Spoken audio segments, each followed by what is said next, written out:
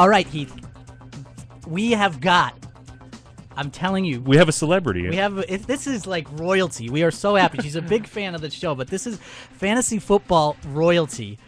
I just want to I'm going to call her by the name. I'm not even going to call her real name until she gets on the air. But ladies and gentlemen, put your hands together for the fantasy football librarian. Are you there? Yes, I am. Listen to that crowd! They love you! Thank you. The accolades were a bit much there. Is it okay if I call you Sarah? Yeah, please, absolutely. Sarah is fine. All right, Sarah. So how are you? Building on it since then. So that's my background. You know what she sounds like? She sounds like a pool hustler. You went to Buffalo Wild Wings, and you're like, I'll do the draft. I'll figure it out. It's no big thing. Next thing you know, she wins it and gets Super Bowl tickets with your husband. Is that correct? That is correct. It was phenomenal. How great was it to watch the New Orleans Saints become world champions? Well, I have to say my husband is a Colts fan. So Ooh. Actually, it was a little bit tough, but if you're going to lose to anyone, the Saints were a good team to lose to. That's great. Does your husband play fantasy football? Yes, he does. He's the reason I started. He needed somebody else in his league, and I jumped in. Now, apparently, you're better than your husband? That is she can't answer that question. She can't answer that question. Statistically, are you better? If just numbers wise. Well, we play against each other in 3 different leagues, and wow. Routinely, there's actually really no continuous winner. Sometimes he'll beat me, sometimes I'll beat him, but I just rest on my Super Bowl laurels and hope that that's enough.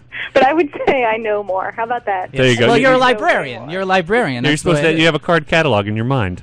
Yeah, in theory. Yeah. So let me ask a question about like the analysis. Do you come up with because I develop a spreadsheet basically that is a culmination of all of the information that I gather. I wonder what you gather for your draft. What is your process? How do you go about it? Sure. Well, I do put some stock in sort of what the average thinking is behind experts and what the sort of the wisdom of the expert crowd might be.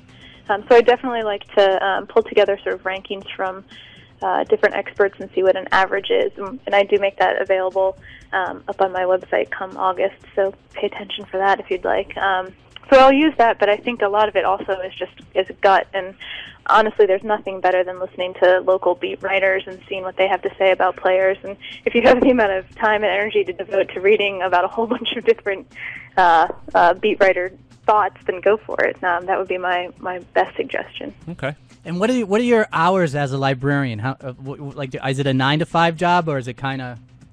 Yeah, you mean my normal job? Yeah. Yeah, I have pretty normal hours, which leaves me a lot of time for thinking about fantasy football, you could say. Is there any pet peeves you have as a librarian? Are you like Bookman from Seinfeld?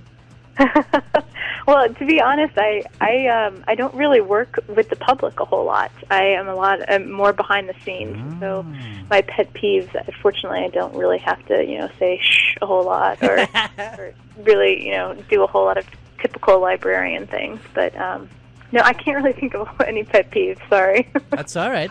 How long have you been playing fantasy football? That is a very good question. It's starting to blur. I think since either 2003 or 2004. I'm not sure which one, to be honest. I should bone up on that. And do you have a favorite NFL team? The Broncos. The Broncos. Okay. Does that cloud your vision at all? No, I don't think so. I'm well aware that they're going to be struggling this year. You're not drafting Tim Tebow? Pardon? You're not drafting Tim Tebow this year? Yeah, I'm curious as to how that will develop. Yeah, as are many. How about this? Eddie Royal. Can you explain anything about him? I wish I could. If I could, then I think if I could, then last year I would have told everyone to sort of step back a bit, be aware that this is not going to pull through like we hope. But I obviously, well, I guess maybe not obviously, but I do believe he will have a bit of a comeback from last year, since that is just last year was the pits. But I don't think you could have done worse than 34 fantasy points last year. So, last question for you, Sarah. Are you going to be doing your draft at Buffalo Wild Wings again? Are they going to invite you back, or you won and they just say they've invited me back to try and defend the title? Yep, defend my title.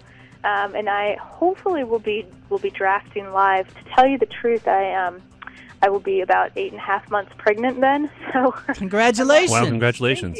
Thank you. But I'm not really sure that I'm going to be planning on a whole lot for live appearances for drafts. But hopefully, I will be able to make it to.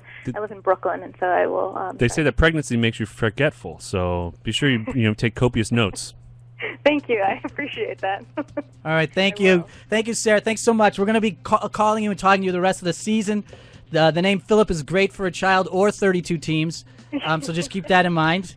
And we'll talk to you real soon. Sounds great. Thanks for having me, guys. Thank you. Heath, let me tell you one thing about Buffalo Wild Wings if you do your draft there. Obviously, you should if you have a chance to go to the Super Bowl. Right. They give you that opportunity. Right there is the...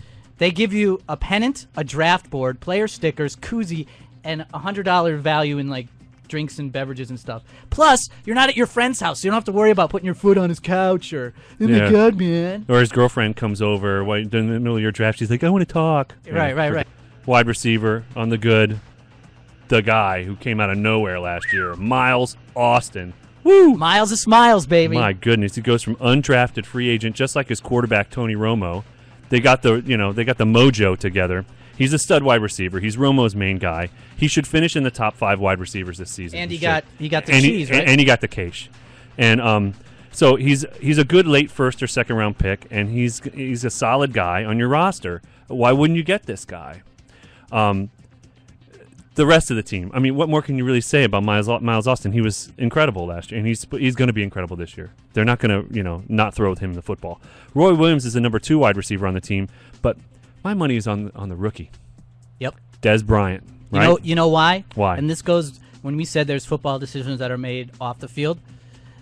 I know for a fact that Jerry Jones was kicking himself for not taking Randy Moss. Yeah. So he is going to force feed this kid everything because apparently he's the next Randy Moss. I don't know if he is. Yeah, me neither. But Jerry Jones believes it. My fear with Des Bryant is that he's going to be overvalued in drafts. Yeah. That he's going to cost you too much to get him. Now, if you're in a dynasty league, get him in the 6th round.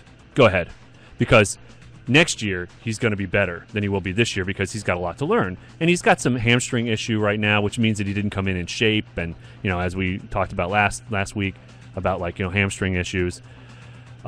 Keep an eye on that with him. But I'd value him higher than Hakeem Nicks was valued last season, and I would expect that he'll be the first rookie wide receiver off the board in most drafts because of his opportunity. If healthy, I think he could have 100 fantasy points, if healthy. Okay. You could put that in the archive. All right. Patrick Creighton is the slot guy, but he was asking to be released so he could be with a team with greater opportunity for himself because he sees the writing on the wall. He's like, I'm not Des Bryant. I don't get Des Bryant money. Send me somewhere where I could go make some money for myself and have an opportunity, and they're not going to do it. He's basically an insurance policy should one of these guys get hurt or Des Bryant not work out. Right. Truthfully, I like him better than Roy Williams. I think that they should get rid of Roy Williams and keep Patrick Creighton. But what do I know? I'm not Jerry Jones, and I don't have Jerry Jones money, obviously. Well, you do have a nice shirt on, though. Oh, I do. Thank you very much. The coaches may limit his opportunities. Let's see how this plays out with Patrick Creighton. Sam Hurd and Kevin Ogletree round out the group, with Ogletree being more of the dynasty prospect.